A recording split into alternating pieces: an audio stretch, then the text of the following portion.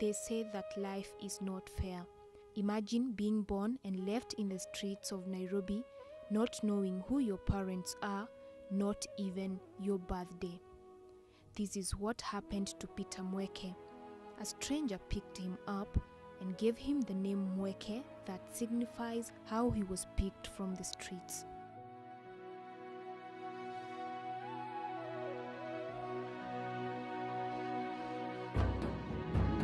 Nililelewa kijiji inaitwa Kitui Village. Nililetwa nikiwa mdogo, niletwa nikiwa mdogo, nikiwa myang sana. Kuna msee alikuja na mtoi. Sasa alipata wamadha walikuwa wengi sana, akauliza mama gani anataka mtoto. Sasa katika hao mama wote wakasema wanataka, lakini ule mmoja akapeana 400, mwenye alipeana 400 ndo akapatiwa mtoi. Sasa akanilea venye alinilea 2002 akakufa. Nilikuwa nursery lakini akawashani introduce class 1. Venye alikufa life ikakuwa hard, familia nao kidogo ikanitenga ile familia nilikuwa nayo. Venye familia ilinitenga nimeanza kuwa street, naanza kujoin street, lakini venye nimejoin street bado nilikuwa naenda shule sababu nilikuwa nasoma St. John. Kwa bado naenda St. John huko na nasoma after shule na nina base yangu. Nilikuwa nalala mostly kwa hizo nyumba za California,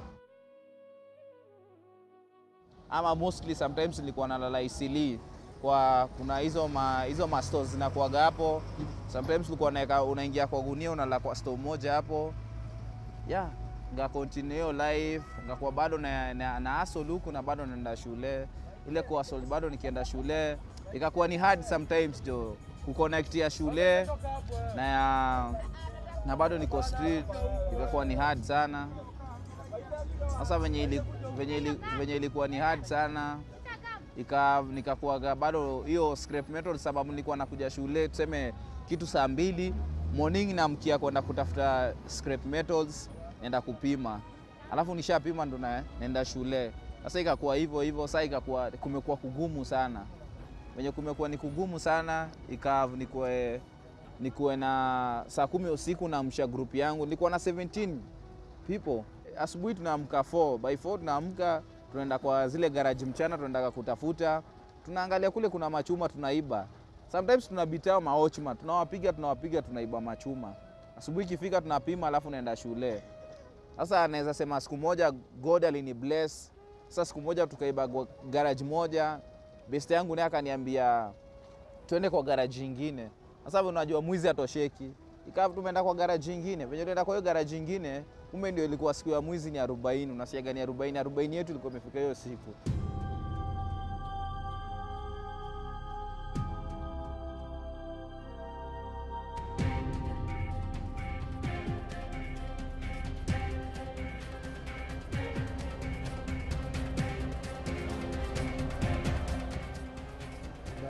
I was once Peter Mweke's teacher.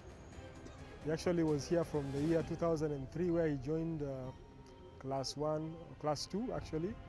And the year that followed he was arrested and went away from school for quite some time. So, but when he was here, he was known as a boy who was a hustler, so to speak. In the morning he would be in the classes doing his normal classwork. Then in the afternoon, sometimes he would sneak away from school, go and collect some scrap metal and then go and sell. But what we didn't know is that sometimes he would go and steal metal from garages and the like. We only came to know that he was not very straight when he was arrested and sentenced to be in a juvenile remand home for until he was 18. When he was released, he came back to school. He talked to the head teacher by then and asked him whether he can resume from where he left off. People were skeptical, but they just decided, okay, since he's come and asked for a chance, let's give him a chance. And one of the things that we noted is that his character had changed. He was no longer the Mweke we used to know that we heard about, that he used to steal and do this and this. But he was very enthusiastic and hardworking.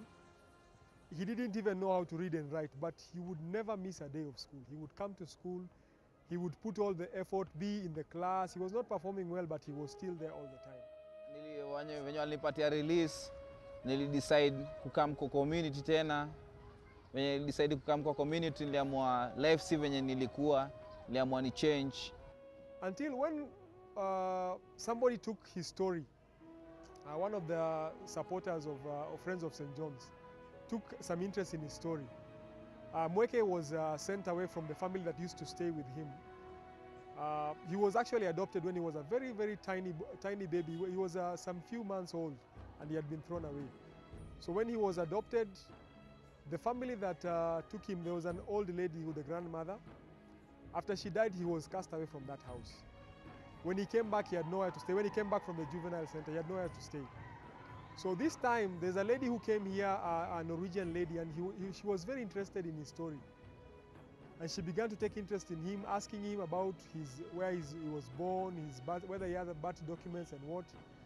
She helped him to get the birth certificate. And even as she took more interest in him, others also started taking interest in him.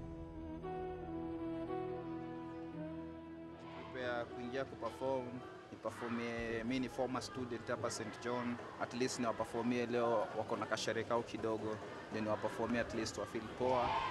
Yeah.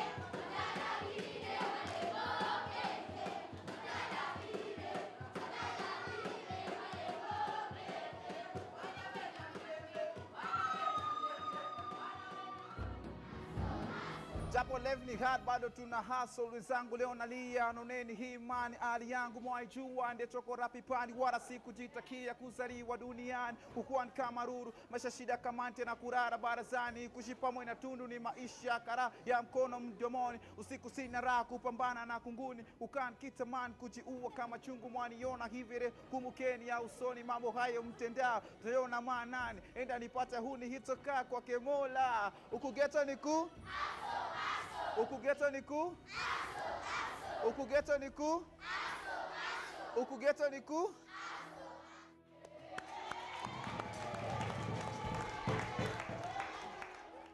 Tunang'ang'ana na maisha, tutosheleze familia. Asubuhi kumekucha, naenda kutafuta, mina jua kazi imekuwa ngumu, naenda zangu Australia nakosa kazi, mi si give up kama kawa, mina jua ni kukangana na hii maisha, kazi yangu ni mziki, naifanya kwa bidii ndio familia ikule, ni wavishe kama kawa, waende wengine shuleni, watoto wananisubiri, mama mzazi ni kama alivyonieleza, mpaka cha mkunguni lazima shata iname, lazima ujue kusakanya, usiteke sabure mtoto wangu. Nilikuwa nimetoka hapa ndani kuperformia watu hii, at least nimekuwa former student, na nimeshukuru, performance imekuwa poa sana, najua wame appreciate jo. There's a day that a media house came and took notice, and they came and recorded his story. It was aired on the TV, and more people started taking interest in Mweke's story, and they would come and find out about this young man. But still, he never let that thing get into his head that he's now becoming a celebrity. He just kept on pushing ahead. And slowly by slowly, people who were doubting him started seeing that actually there's something here. Still, we were not thinking that he was going to make it musically. But one characteristic about him is that he works very hard. And he's determined. He's determined. No matter what people would say about him, he was still determined. After class 8, he wasn't disappointed with the marks that he got. He actually got very low marks, but he wasn't disappointed because he knew his field was not in academics, but rather in the music industry. So he pressed on, and one of the most amazing things is that I saw him on TV. I've seen his song several times, and he actually comes and he gives a lot of children hope with the things that he does with them. Works with the street boys, inspires some of the people who are here to actually make a difference with their lives.